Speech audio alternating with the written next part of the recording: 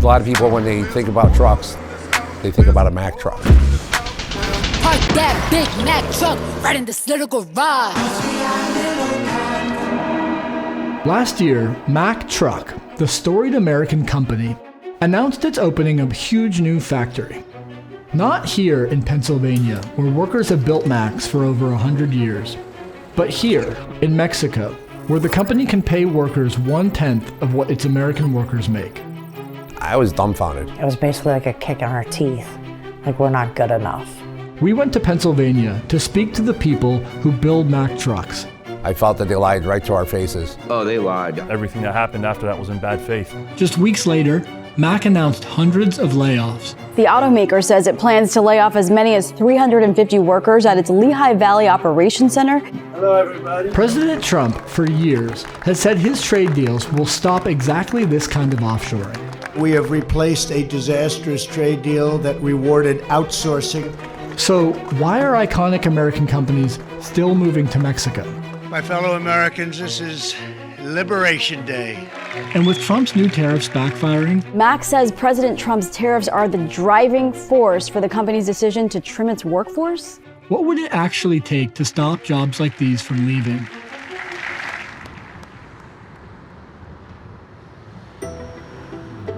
My name is Yvonne Ledford, and I am a production technician at Mack Trucks. I love my job. Wouldn't trade it for the world. When I see them out on the road, I wonder if that's one that I built, or I know that's one I've built. I did that.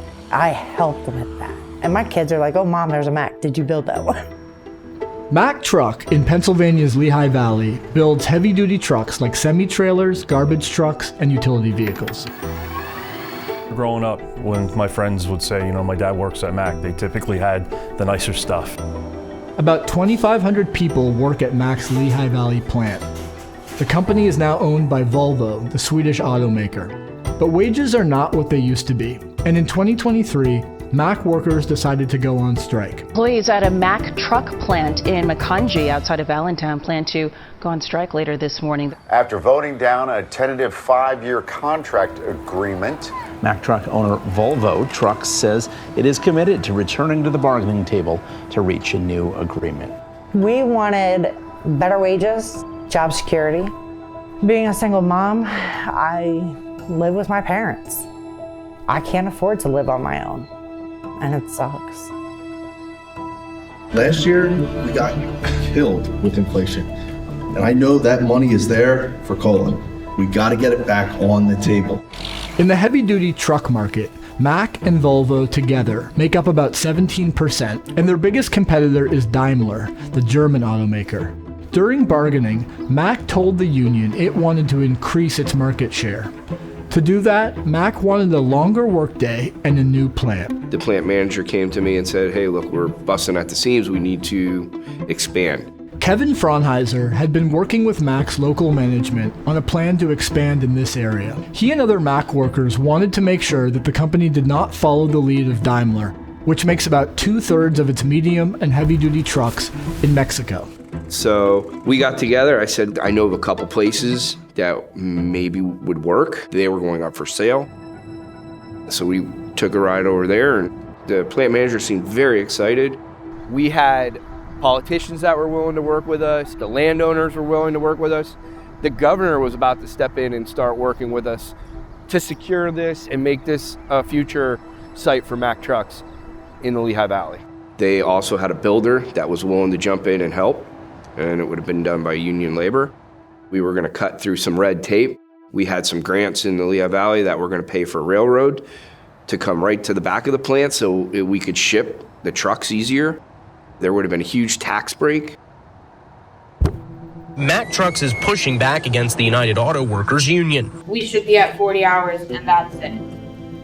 Anything after that should be paid overtime. That's how it's been, that's how it's been. As the strike dragged on, Mack gave the union an ultimatum. Accept its contract, including a longer workday, or it would bring in replacement workers. Mack workers voted to end the strike with the understanding that the company would build its new factory here. Well, we felt if we gave that concession of the 8.5-hour day, they would invest in us. Hello, friends from Mexico and especially Nuevo León. I'm here with Lars from Volvo Group. Very good news. Their factory for trucks is gonna be assembled here. I got an email from our plant manager. We wanted you guys to know it first. It's going live to the public at noon. Volvo Trucks have taken a decision now to establish a factory here where we produce heavy-duty trucks. Keep in mind this is 11:45.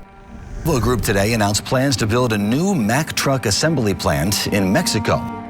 So I believe the whole time they were negotiating, they knew this was going to happen. They lied to us. They totally misled, and they're going to take this American icon and move it.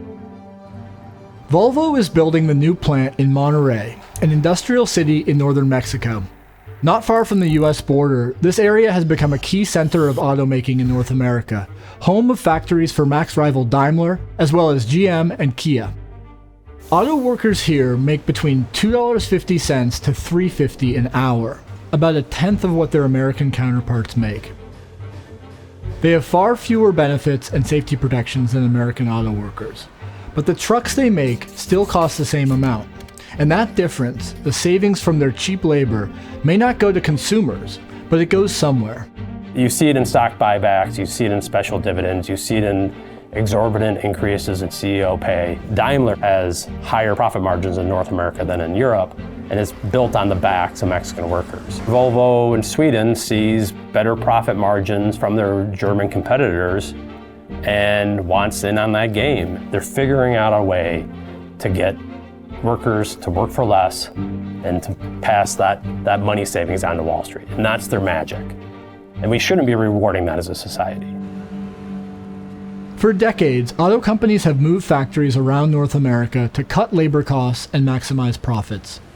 It's one of the clearest legacies of NAFTA. NAFTA will tear down trade barriers between our three nations.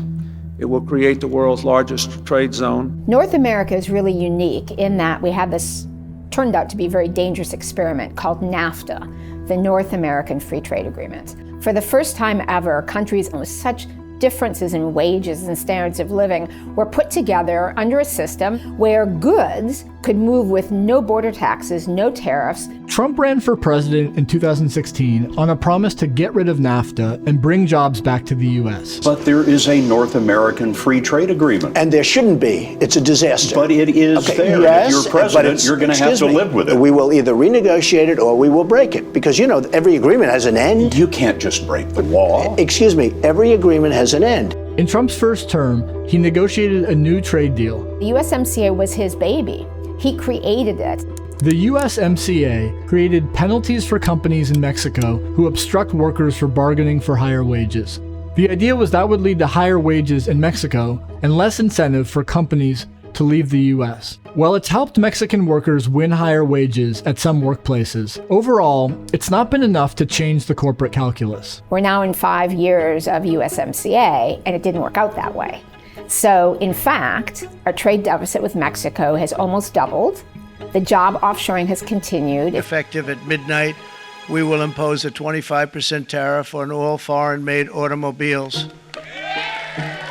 3 months into his new term, Trump announced a series of tariffs, including a 25% tariff on all autos made outside the US. The United Auto Workers support that tariff. As long as Mexico has wage suppression, there should be some level of tariff protection against that. What these tariffs say is, assuming they're not picked up and thrown out like the other ones and they stay in place, it's a signal to investors. You want to sell cars in the US, you need to make cars in the US. But Trump's auto tariff doesn't apply to heavy trucks like the ones Mack makes. And nor does Trump's reciprocal tariff on Mexico, which even before it was paused, exempted goods that comply with the USMCA. It seems like the way the tariffs are being done are not going to be helping us out. So, if we want a trade policy that changes Volvo's decision to build in Mexico, it's increasingly clear we have to do something else.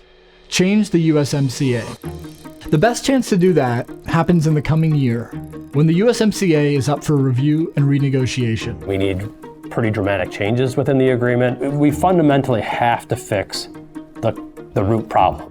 If they could have a requirement for a certain hourly wage for the whole sector, would be a huge improvement. We want a North American minimum wage. If we're going to do business with a country, those workers should be afforded X dollars an hour. A North American minimum wage would eliminate the corporate incentive to offshore for cheaper labor. The Chamber of Commerce and the big auto companies and anyone who's trying to just have the cheapest wages and make the biggest profit hates this idea. But it would be transformative. Some say that setting a standard wage is unrealistic. But what if Trump made it as much of a priority as he's made tariffs? What if he called the heads of the major auto companies into a meeting and told them, if you want to sell in the US, you need to achieve a North American minimum wage now? Trump has an opportunity to show he really does want to stand up for the American worker versus just whatever rage he has about unfairly treated American companies and beating up on Mexico and beating up on Canada. If he really wants to stand up, then he would use all of that rage and that anger with the companies and say, you guys have done remarkably well. It's ending now. You have trashed entire communities, and we are now going to have you paying the following amount. Mack Trucks is planning a major reduction in its workforce in the Lehigh Valley.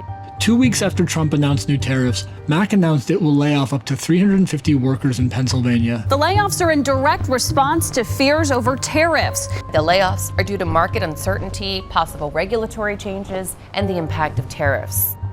The first to be affected will be people who just started working at Mack, but the layoffs may go beyond that. I'm very concerned. Once our contract is up, they could close us. Am I afraid of that? Absolutely. Do I want to start over? Absolutely not. I don't want to start over again. Local UAW says it is working with its international leadership to see whether there's been a breach in its collective bargaining agreement with Volvo. In the meantime, Mack workers are fighting. They've filed a charge against Mack with the National Labor Relations Board for bargaining in bad faith. The workers likely face an uphill battle as President Trump fired the pro-labor chair of the NLRB and nominated an attorney from an anti-union law firm as its next general counsel. But their hope is that they can at least get Mack to commit to keeping its factory in the Lehigh Valley. They used us to get where they needed to be, and once they got to that point, they wanted to leave us behind and make all the decisions themselves to make more money for themselves and not share it. Thanks so much for watching our video. If you'd like to see more stories like this, be sure to like and subscribe to our channel to get more Perfect Union in your feed. And if you have ideas for other stories we should investigate, just drop them in the comments below.